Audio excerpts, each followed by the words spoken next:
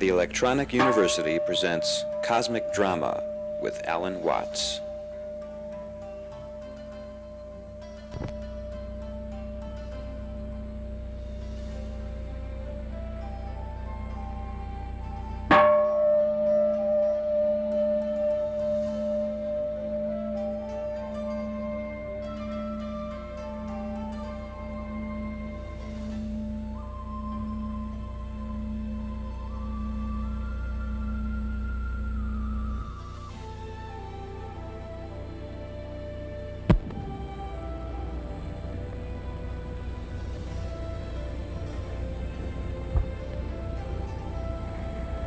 Well, we're still on the ferry boat Vallejo, my home, and as it happens to be a rather nice afternoon, we decided to come out onto the patio instead of working in the studio. I've been talking to you about the mystery of the curious sensation of nothingness that lies behind ourselves. First of all, I gave you the illustration of the blank space behind the eyes, about the silence out of which all sound comes, and about empty space out of which all the stars appear. And you'll remember that in the last talk, I likened this curious emptiness behind everything, to God, an imageless, non-idolatrous God of which we can have no conception at all. And I've also pointed out that basically, when you really get down to it, that emptiness is yourself. Now, it sounds very odd in our civilization to say, therefore, I am God, or for that matter, you are God. But you will remember, of course, that this exactly is what Jesus Christ felt.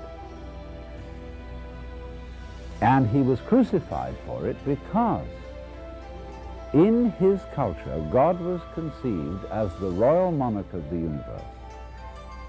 And therefore, anybody who gets up and says, well, I am God, is blasphemous. He's subversive. He's claiming to be, if not the boss himself, at least the boss's son, and that's a put down for everybody else. But Jesus had to say it that way because in his culture, they did not have, as the Hindus have, the idea that everybody, not only human beings, but animals and plants, all sentient beings whatsoever, are God in disguise. Now let me try to explain this a little more clearly. Because I cannot help thinking of myself as identical with, continuous with, one with, the whole energy that expresses itself as this universe. If the universe is made of stars, a star is a center from which energy flows. In other words, there's the middle and all the rays come out from it. And so I feel that as the image of the whole thing, that all energy is a center from which rays come out. And therefore, each one of us is an expression of what is basically the whole thing. Now, therefore, whereas in the West, in the Jewish, Christian, and Islamic religions, we have thought of God not only as a monarch, but as the maker of the world. And as a result of that, we look upon the world as an artifact, a sort of machine created by a great engineer. There's a different conception in India, where the world is not seen as an artifact, but as a drama. And therefore, God is not the maker and architect of the universe, but the actor of it. And therefore is playing all the parts at once. And this connects up with the idea of each one of us as persons, because a person is a mask, from the Latin word persona, the mask worn by the actors in Greco-Roman drama. So this is an entirely different conception of the world, and as I think I shall be able to show you, it makes an amazing amount of sense.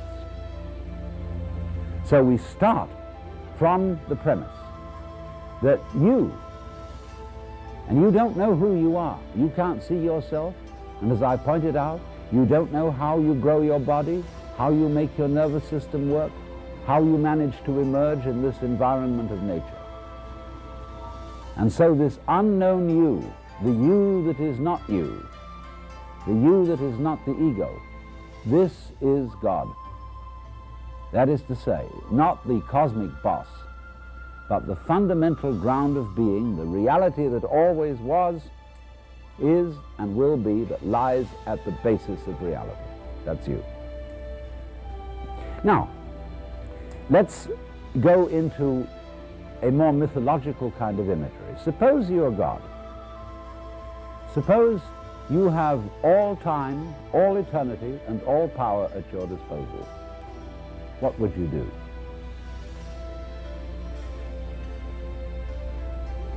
I believe you'd say to yourself after a while, man, get lost. It's like asking another question, which is, supposing you were given the power to dream any dream you wanted to dream every night. Naturally, you could dream any span of time. You could dream 75 years of time in one night, 100 years of time in one night, 1,000 years of time in one night. And it could be anything you wanted. You make up your mind before you went to sleep, tonight I'm going to dream of so-and-so. Well, naturally, you would start out by fulfilling all your wishes. You would have all the pleasures you could imagine, the most marvelous meals, the most entrancing love affairs, the most romantic journeys. You could listen to music such as no mortal has heard and see landscapes beyond our wildest dreams. And for several nights, oh, maybe for a whole month of nights, you would go on that way, having a wonderful time. But then after a while, you'd begin to think, well, I've seen quite a bit. Let's spice it up. Let's have a little adventure. And therefore, you would dream of yourself being threatened by all sorts of dangers. You would rescue princesses from dragons. You would perhaps engage in notable battles. You would be a hero. And then, as time went on, you would dare yourself to do more and more outrageous things. And at some point in the game, you would say, tonight I am going to dream in such a way that I don't know that I'm dreaming. So that you would take the experience of the dream for complete reality. And what a shock when you woke up. And you really scare yourself. And then on successive nights, you might dare yourself to experience the most extraordinary things just for the contrast when you woke up. You could, for example, dream yourself in situations of extreme poverty, disease, agony. You could, as it were, work on the vibration of suffering to its most intense point, and then suddenly, whoop, wake up and find it was after all nothing but a dream and everything perfectly okay. And you would say, wow, man, that was a gas. Well, how do you know that that's not what you're doing already? You, sitting there with all your problems, with all your whole complicated life situation, listening to me, it may just be the very dream you decided to get into. If you like it, praise it. If you don't like it, what fun it'll be when you wake up. You see, this is the essence of drama. In drama, all the people who come there know it's only a play. The proscenium arch, the cinema screen tells us, well, this is an illusion. It is not for real. But the actors are trying to give us the sensation that it is for real. In other words, they are going to act their parts so convincingly that they're going to have us sitting on the edge of our seats in anxiety. They're going to make us laugh. They're going to make us cry. They're going to make us feel horror. Even though we know in the back of our minds, even though we have what in German is called a Hintergedanke, which is the thought way, way, way in the back of your mind that you're hardly aware of, but you really know all the time. In the theater, we have a Hintergedanke that it's only a play.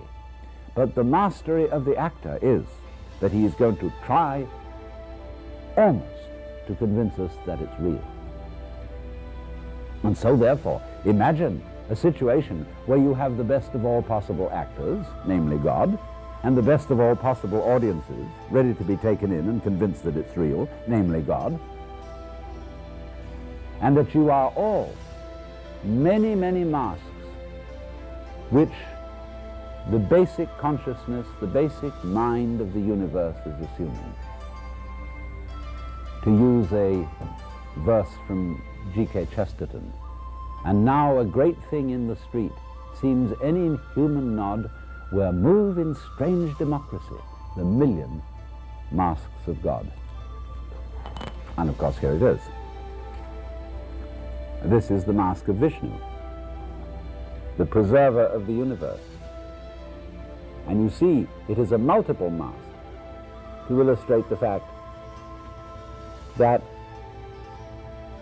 the one who looks out of my eyes and out of all your eyes is the same center. So, if I look at another human being and I look straight into their eyes, isn't that curious? We don't like doing that. There's something embarrassing about looking into our eyes too closely. As if, don't look at me that closely because I might give myself away. You might find out who I really am. And what do you suppose that would be? Do you suppose that another person who looks deeply into your eyes will read all the things you're ashamed of, all your faults, all the things you're guilty about? Or is there some deeper secret than that? The eyes are our most sensitive organ.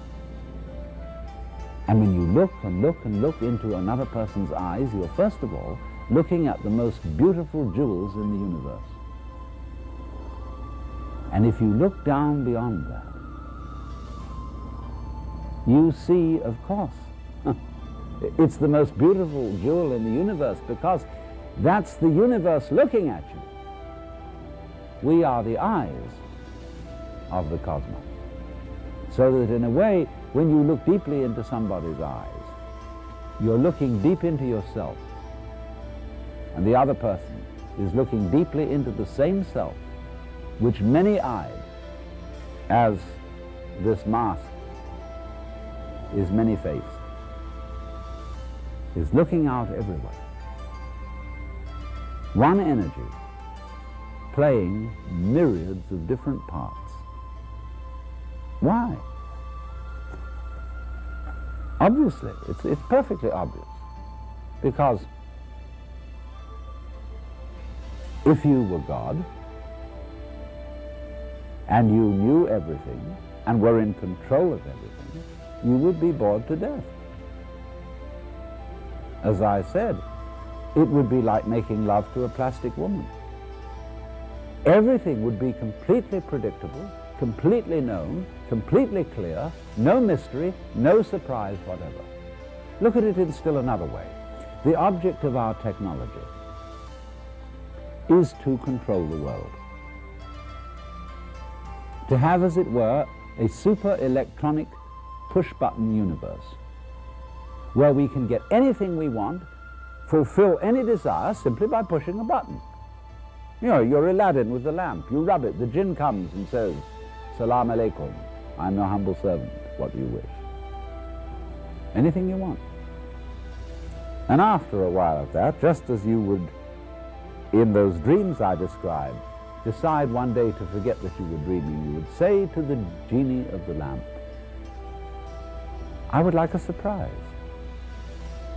Or God in the court of heaven might turn to his vizier and say, O commander of the faithful, we are bored.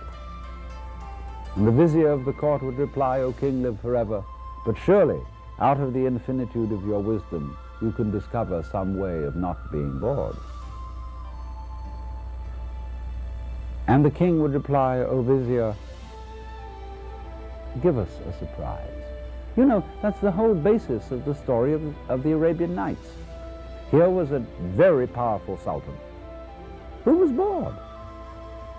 And therefore he challenged Sherazada to tell him a new story every night.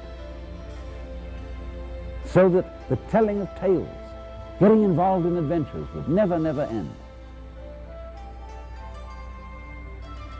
And that's, isn't it? Isn't that the reason why we go to the theater, why we go to the movies? Because we want to get out of ourselves. We want a surprise. And a surprise means that you have to other yourself. That is to say, there has to enter into your experience some element that is not under your control. So if our technology were to succeed completely, and everything were to be under our control, we should eventually say, we need a new button. In all these control buttons, we always have to have a button labeled surprise. And just so that it doesn't become too dangerous, we'll put a time limit on it. Surprise for 15 minutes, for an hour, for a day, for a month, a year, a lifetime. And then in the end, when the surprise circuit is finished, we'll be back in control and we'll all know where we are. And we'll heave a sigh of relief. But after a while, we'll press the button labeled surprise once more. So then, there's a curious rhythm to this, if you'll notice what I've been explaining. And this rhythm corresponds to the Hindu idea of the course of time and the way evolution works. And their idea is backwards from ours. First of all, Hindus think of time as circular, as going round. Look at your watch, after all, it goes round. But Westerners tend to think of time in a straight line, one-way street. And we got that idea from the Hebrew religion and from, in particular, St. Augustine. The idea that there is a time of creation, then a course of history which leads up to a final eschatological catastrophe, the end of the world, and after that the judgment, in which all things will be put to right, all questions answered, and justice dealt out to everyone according to his merit. And that'll be that. Thereafter, the universe will be, in a way, static. There will be the eternally saved and the eternally damned.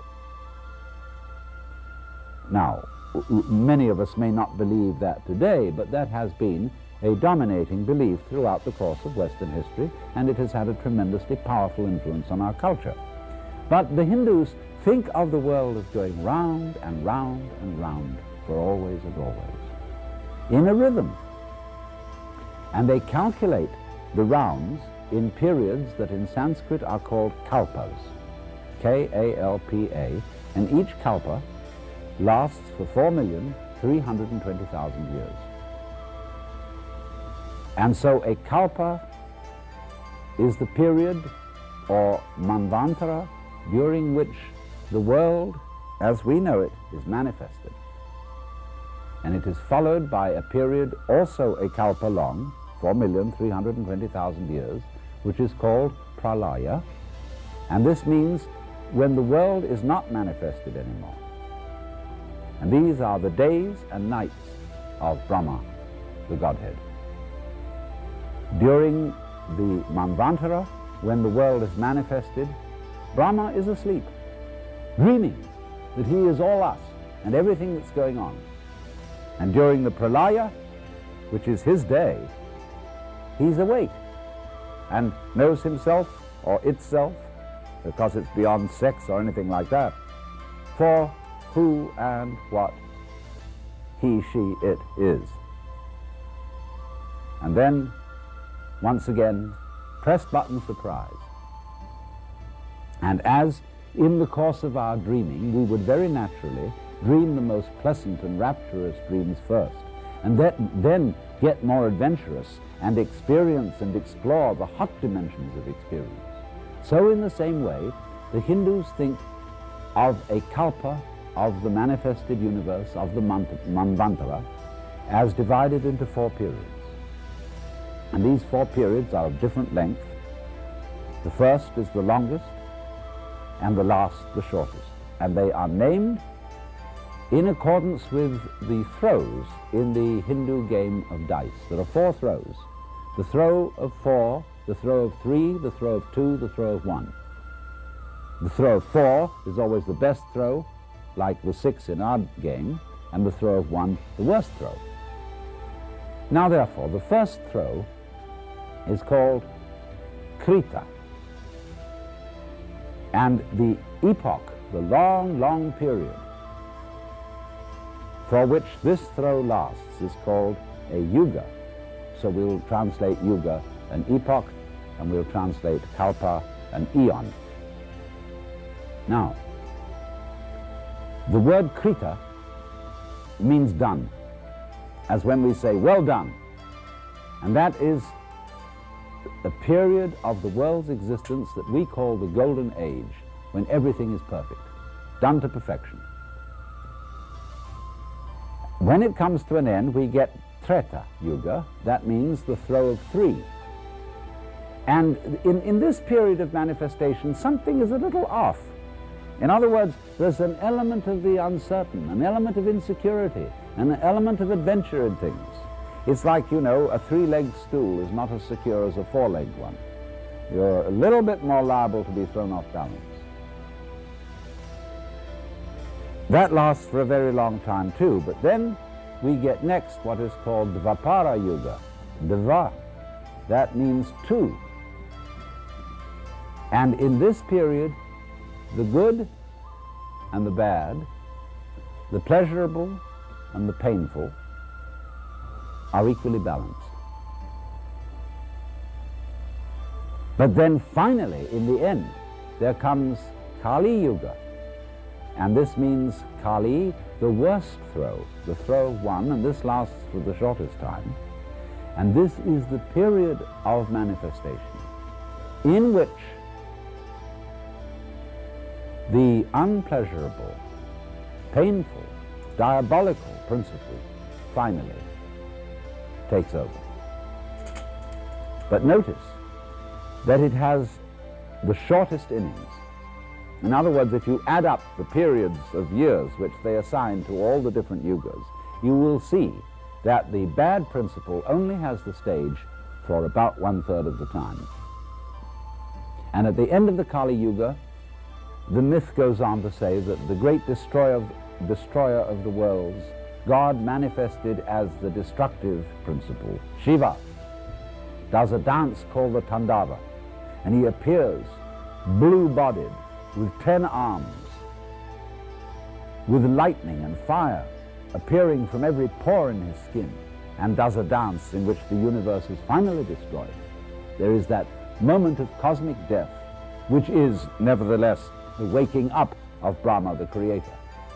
For as Shiva turns round and walks off the stage, seen from behind, he is Brahma, the creator, the beginning of it all again. And Vishnu, whose mask I have been showing you, is the preserver, that is to say, the going on of it all. The whole state of the Godhead being manifested as many, many faces. So, do you see that this is a philosophy of the role of evil in life, which is in a way rational and merciful. You see, if we thought God is playing with the world, He's created it for His pleasure, and He has created all these other beings than Himself, and they go through the most horrible torments. You know, terminal cancer, children being burned with napalm, concentration camps, the Inquisition, the horrors that human beings go through. How is that possibly justifiable under any system where we say, well, some God created it, and if a God didn't create it, and there's nobody in charge, and there's no rationality to the whole thing, but it's just a tale told by an idiot full of sound and fury signifying nothing, then you're liable to say the only out is suicide. It's a ridiculous system. But suppose it isn't that. Suppose it's the kind of thing I've described to you. Supposing that it isn't that God has all these victims and is pleasing Himself, showing off His justice by either rewarding them or punishing them. Supposing it's quite different from that. Supposing that God is the one playing all the parts, that God is the child being burned to death with napalm. There is no victim except the victor. All the different roles which are being experienced, all the different feelings which are being felt by the one who originally desires, decides, wills to go into that very situation. Curiously enough, there's something parallel to this in Christianity. Very few people know about it. There's a passage in St. Paul's epistle to the Philippians in which he says a very curious thing. He says, "Let this mind be in you, which was also in Christ Jesus, who, being in the form of God, did not think identity with God a thing to be clung to, but humbled himself, and made himself of no reputation, and was found in fashion as a man, and became obedient to death, even to the death of the cross." You see, here you have exactly the same process. The idea of God becoming human, suffering all that human beings can suffer, even death. And St. Paul is saying, let this mind be in you. That is to say, let the same kind of consciousness be in you that was in Jesus Christ. Okay, Jesus Christ knew He was God. Wake up and find out eventually who you really are. In our culture, of course, they'll say you're crazy or you're blasphemous, and they'll either put you in jail or in the nut house, which is the same thing. But if you wake up in India and you tell your friends and relations, my goodness, I've just discovered that I'm God, they'll laugh and say, oh, congratulations. At last you found out. This program is from a series produced by the Electronic University entitled The Essential Lectures of Alan Watts. For further information about Alan's recordings, write to Electronic University, Box 361, Mill Valley, 94941.